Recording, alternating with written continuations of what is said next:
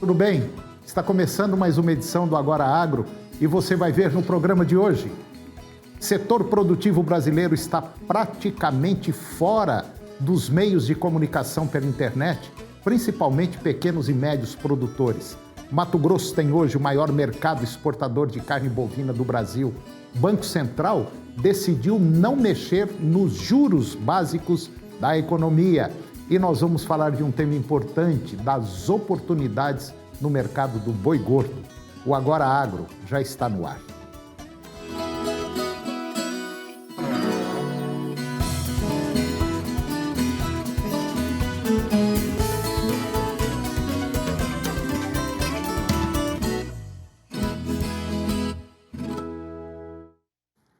Segundo pesquisa da McKinsey & Company, para um campo mais tecnológico, fazem com que apenas 23% dos agricultores tenham acesso à internet em toda a operação agrícola.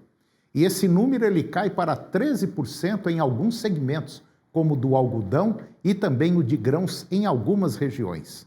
Outro levantamento sobre tendências, desafios e oportunidades para a agricultura digital, feita em parceria entre Embrapa, Sebrae e o INPE, mostrou que 57% dos produtores têm alguma rede social, incluindo aí o WhatsApp, e usam o WhatsApp para obter ou trocar informações sobre a propriedade. No entanto, o estudo revela que a inserção tecnológica, no geral, não acompanha as etapas mais profundas dos processos produtivos. País afora, milhões de pequenos produtores têm na vida enraizada no campo o único incentivo para encarar a desigualdade e o atraso tecnológico. Dos 5 milhões de estabelecimentos rurais aqui no Brasil, 76%, isto é, 3,8 milhões, não dispõem de processos tecnológicos de produção e escoamento da safra. Um estudo da Embrapa aponta que dos 3,8 milhões de estabelecimentos que geram renda de 2,5 milhões, ou 67%, são propriedades consideradas pobres, geridas especialmente por famílias dissociadas de grandes federações do setor e dos processos de modernização, e com renda mensal inferior a 2 salários mínimos, hoje por volta de R$ 2.200. Na outra ponta, não chega a 25 mil o total de fazendas que geram 52% do valor bruto da produção. São as fazendas exportadoras, com renda mensal superior a 200 salários mínimos, ou seja, R$ 220 mil. O posto de maior exportador de carne bovina do Brasil, agora pertencente ao estado do Mato Grosso.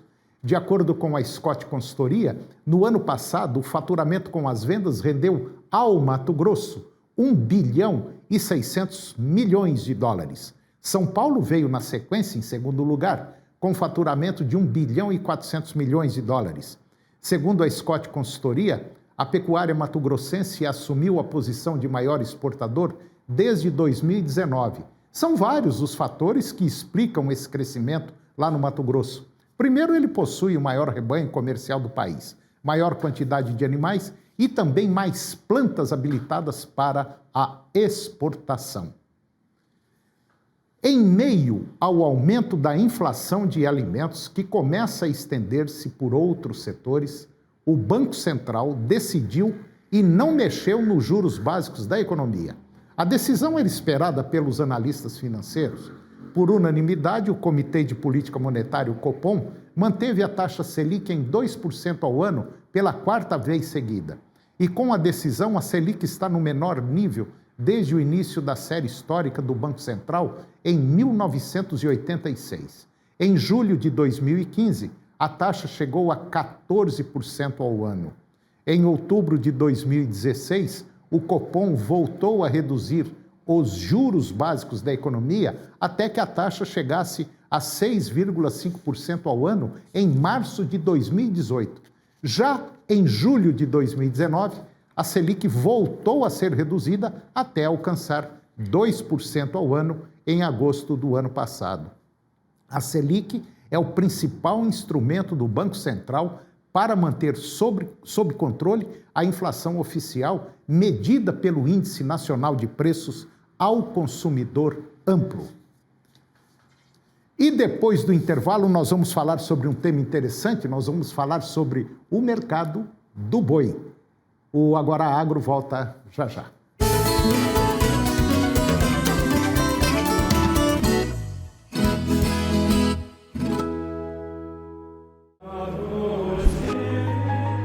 E tudo que pedirem com fé na oração, vós o recebereis. Pai nosso que estais nos céus, santificado seja o vosso nome, venha a nós o vosso reino. Ave Maria, cheia de graça, o Senhor é convosco. Creio em Deus Pai Todo-Poderoso, Criador do céu e da terra, e em Jesus Cristo, seu único Filho, nosso Senhor, que foi concebido pelo poder do Espírito Santo, nasceu da Virgem Maria. Creia no poder da oração. Creia no poder do Divino Pai Eterno.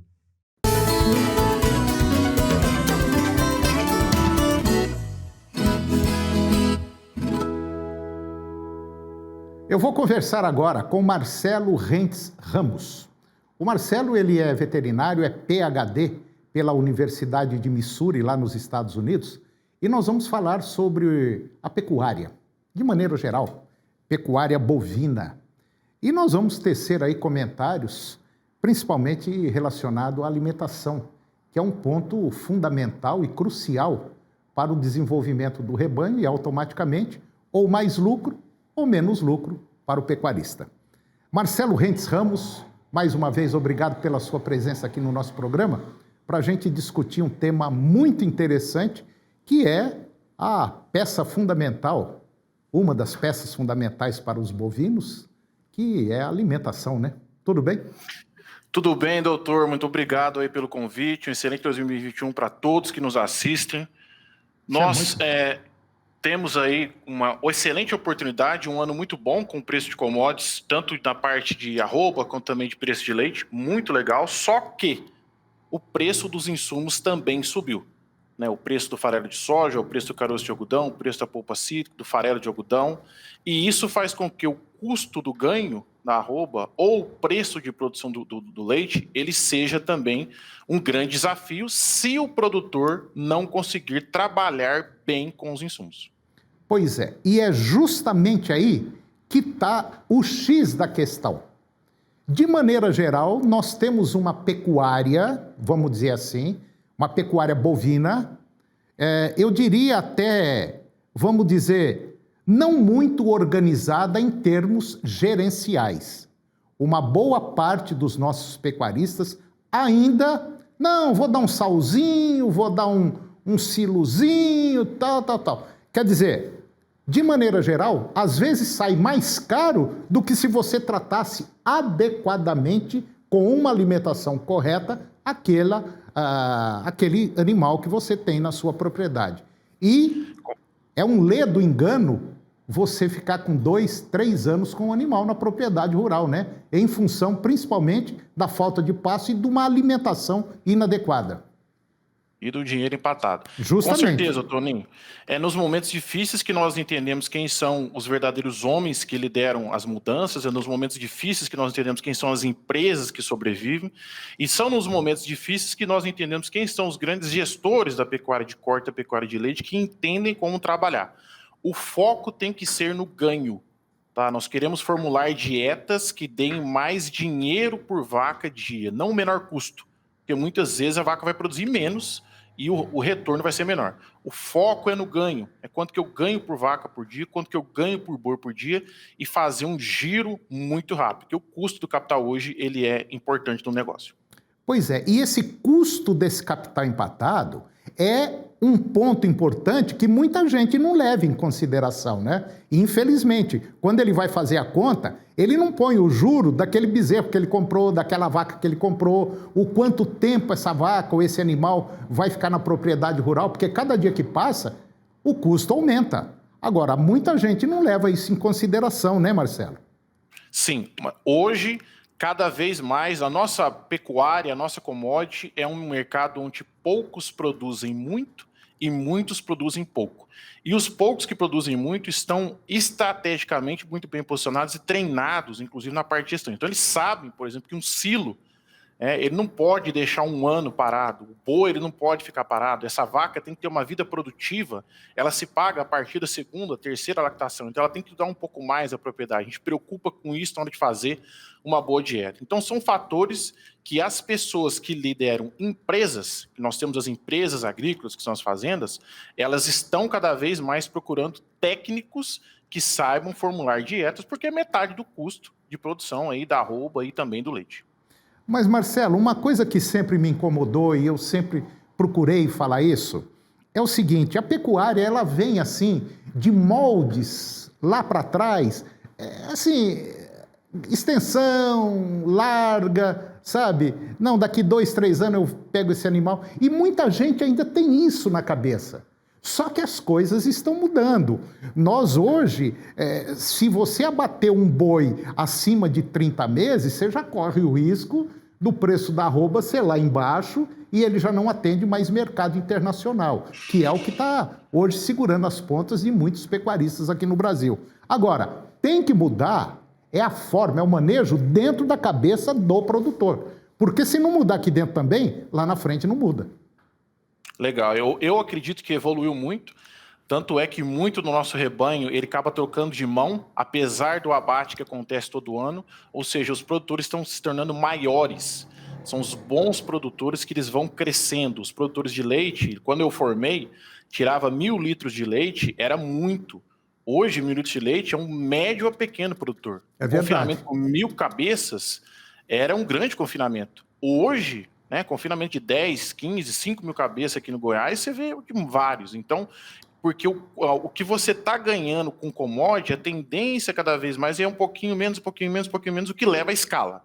E dentro desse processo, o produto que tem maior custo de produção é a alimentação. Então, quando a soja sobe, quando o preço do milho, 60, 70 reais o saco sobe, quando o preço do caroço, quando o preço do mineral, que está muito indexado ao dólar, sobe, o custo de produção da arroba ou do leite, ele sobe. E nesses momentos nós temos que ter técnicos que são nutricionistas, que utilizam análise bromatológica, que utilizam análise de solo, cada vez mais. O técnico, o agrônomo vai ter que ser agrônomo, o veterinário vai ter que ser veterinário, e não chegar numa propriedade e falar o que todo mundo fala. Se você faz o que todo mundo faz, você vai colher o que todo mundo tem. Nós temos que ser diferente aí para colher algo diferente. Pois é, mas para fazer isso, existe uma preparação, vamos dizer, até psicológica, do próprio pecuarista, do próprio produtor. Porque se ele não aceitar essa forma de tratamento, essa forma de manejo, pode ter certeza absoluta, é bater em ferro frio. Não vai desentortar nunca, né? Com certeza, Toninho. E o mercado é soberano. Nós temos um presidente que eu muito admiro, nós temos um ministro da Economia que eu muito admiro, extremamente liberal. O preço das commodities é determinado pelo mundo. E quem consegue produzir e ter lucro com esse preço, bem, quem não consegue, amém. Daí vem tantas oportunidades de Ubers nascendo ao redor do mundo, porque a pessoa muda de atividade. Eu me lembro, faz mais ou menos aí uns 8, 10 anos, eu conversando com uma pessoa, dono de uma granja, que produzia ovos. E ele falou assim, Antônio, se as minhas galinhas... Olha, eu tenho gravado isso na mente até hoje. Ele era um japonês. Ele falou assim, as minhas galinhas, se não produzirem um ovo por dia, elas me dão prejuízo.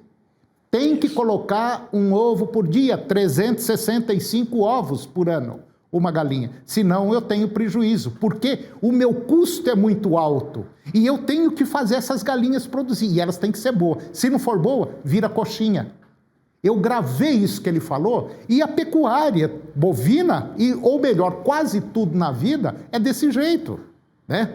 Hoje, quem produz aí 70 sacas de soja por hectare, meu filho, está dançando. Quer dizer, tem que ser no mínimo acima de 80 sacas de soja por hectare. E a pecuária é do mesmo jeito, 25, 30, 40 arrobas por hectare ano, senão está fora. Isso aí. É legal porque a atividade, o agronegócio como um todo, os produtores de soja, milho, carne, leite, ovos, algodão, cana, eles adotaram muitos indicadores, os KPIs. Uhum. Eles têm vários indicadores de desempenho pessoal, financeiro, de reprodução, de ganho de peso, de custo, e isso é meta. Você coloca meta. Então, o que eu disse um pouquinho mais cedo, nós temos nós somos um país produtor de commodities, ainda de commodities, nós alimentamos o mundo, onde poucos produzem muito. E muitos produtores produzem pouco. Esses muitos que produzem pouco, eles ainda não absorveram a gestão. Eles não têm metas. Nós estamos agora no começo do ano, muita gente coloca meta, né? Eu quero perder 2 quilos, eu quero ganhar tanto, eu quero colocar X. Beleza, coloca as metas na fazenda, coloca as metas dos seus animais, custo de ganho, custo de produção, custo de alimentação, trava e vamos trabalhar para isso acontecer. Nós temos que tirar o impossível da mesa. Nós temos que trabalhar para fazer as metas serem realistas. Ou seja, nós temos que ser profissionais. Se não for, dança. Essa é a realidade. Profissional. Ser bom naquilo que faz. E para ser bom naquilo que faz, você tem que ter métodos. Você tem que ter métodos, meta, tem que ter objetivo. Eu vou sair daqui e vou chegar lá. Ter um plano de voo, senão o seu avião cai. Eu acho que é mais ou menos aí, né? Por aí. Isso aí, Tony. Legal, eu concordo plenamente. Nós trabalhamos muito com técnicos. Sim. A gente ajuda muito a técnicos a interpretar a análise. A base da produção de leite, por exemplo, é a forragem, é a silagem de milho. No Goiás, é a silagem de milho, é metade do que a vaca come. E muitos técnicos ainda têm dificuldade de interpretar um laudo bromatológico. Então, nesse momento, por exemplo, de alto custo, alto preço de soja, a primeira coisa que eles querem é tirar a soja, colocar um pouquinho de polpa, um pouquinho de caroço. Não, não pode. Usa mais a sua forragem. Usa mais o grão que está na sua forragem. Faça uma análise de amido fecal. Quanto você está perdendo de amido na fazenda? Moe o milho um pouquinho mais fino. Então tem uma série de fatores que nós conseguimos fazer dentro da propriedade, sendo mais técnico. Agora você falou certo mesmo, nós temos que ser mais profissionais. O nutricionista precisa ser nutricionista porque ali tem muito dinheiro. Tem 5, 6 litros de leite na mão do produtor só em fatores dentro da fazenda, sem ele ter custo. Verdade. Pois é uma conversa muito boa essa nossa, espero tê-lo mais vezes aqui. Eu conversei com Marcelo Rentes Ramos, ele é veterinário PhD lá em Missouri, e nós falamos aí de uma visão geral, principalmente voltada para a alimentação de bovinos, tanto de leite quanto de corte. Marcelo, mais uma vez, muito obrigado pela sua presença, foi ótima essa conversa, e como eu disse, eu espero mais vezes você aqui no nosso programa, ok? Muito obrigado. Eu que agradeço, Toninho, agradeço toda a equipe, todas as pessoas que participaram, espero que nós podemos ajudar, estamos à disposição, somos o Grupo Reagro, o 3R está abrindo um laboratório em Goiânia, estaremos mais perto de vocês e com certeza será um prazer estar presente nas atividades técnicas do Dia de Campos aí do Estado. Valeu, muito obrigado, Marcelo, um abraço. Toninho. Obrigado. Tchau. E o programa de hoje chegou ao fim. E eu termino com a seguinte frase: todo aquele que se propõe a comprar alguém, sempre estará disposto a se vender também.